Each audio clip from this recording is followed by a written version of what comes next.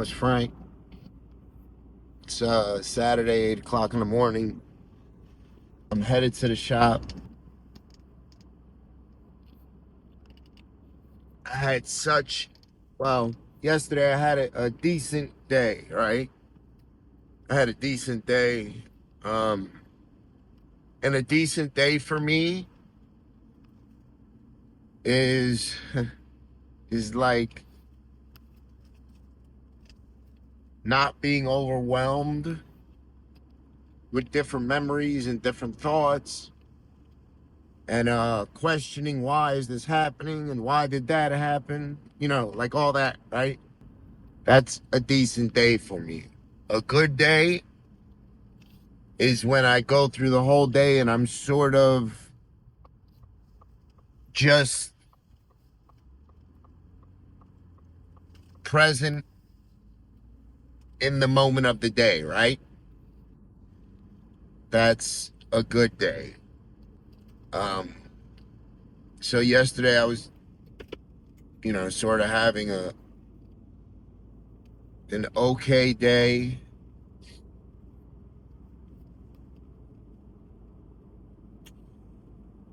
And then for some reason, I get home and take a shower, and I call Major, and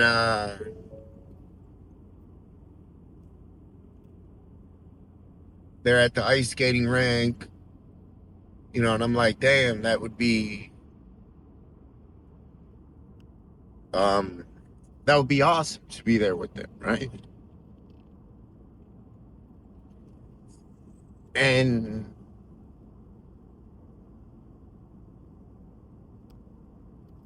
and I just lay down and get ready for bed and realize that's just the way things. They're not that way, right? Um, and then I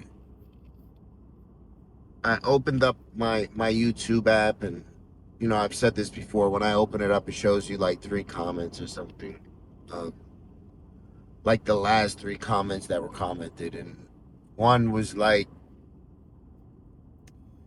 I forgot exactly what it said, but it was like to the effect of, uh, Frank, Rachel's watching these videos, and the more you do this, the more that I guarantee you the farther she gets, or something, along those lines, right? And I see those comments, and I have to like tell myself, all right, this person probably hasn't dealt with what you're dealing with, right? So they don't understand it. Or if they did, maybe they dealt with it in a different way, and not saying my way's the right way or their way's the right way, it's just different, right? The way I look at this is, um, and I said this before, I very early on, once she told me she was leaving, I blocked her off everything, right? Blocked her on YouTube, and I'm sure she can watch it from another account. It's very easy to do. And I'm sure her day's not occupied with uh, watching what I'm doing, right? So, let me say that. But listen, whatever I post, whatever I speak about, um, is not to try to uh, gain favor with her or let her know how much I love her or anything like that. Um, if that's the case, I'll text it to her or I email it to her, right? That's not really what this is. This is me trying to process my feelings and what I'm going through. Um, for anybody who's been in these shoes, you know that this isn't easy, right? And I say this a lot too. I would have been that asshole that would have said, just get over it. I know it would have been hard, right? Because prior to going through this, I seen it coming, right? I'm not stupid. I seen this coming, and I knew it was going to be hard. So for the past year, I've been trying to sort of brace myself for it, right? The past 2 years, probably. I've been trying to brace myself for it. And it's still hard. Even me bracing myself for it and telling myself, all right, these tears started way before she left. All right. These tears started a year ago. Because I knew I couldn't take any more of what was going on. Right?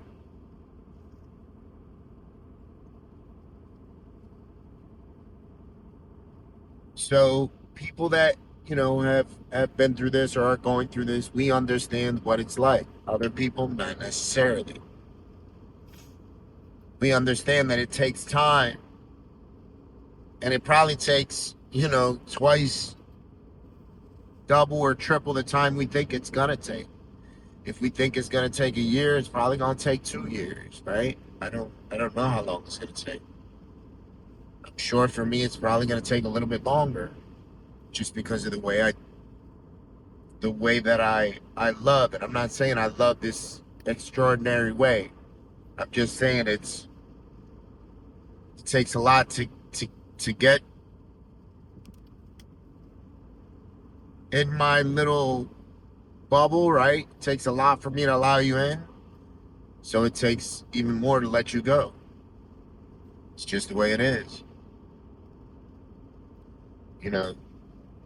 And then not to mention, like, I have so many questions. I don't even know what the fuck is still going on.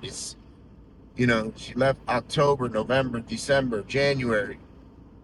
Here's 5 months later, I don't know what the fuck is going on. Right? Still don't know. I've asked her numerous times. She told me she wanted a divorce. So I said, all right, let me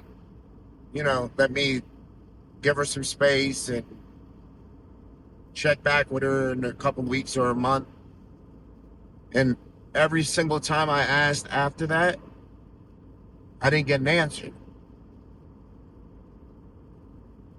So I'm like, all right, is this what you want? Is this not what you want?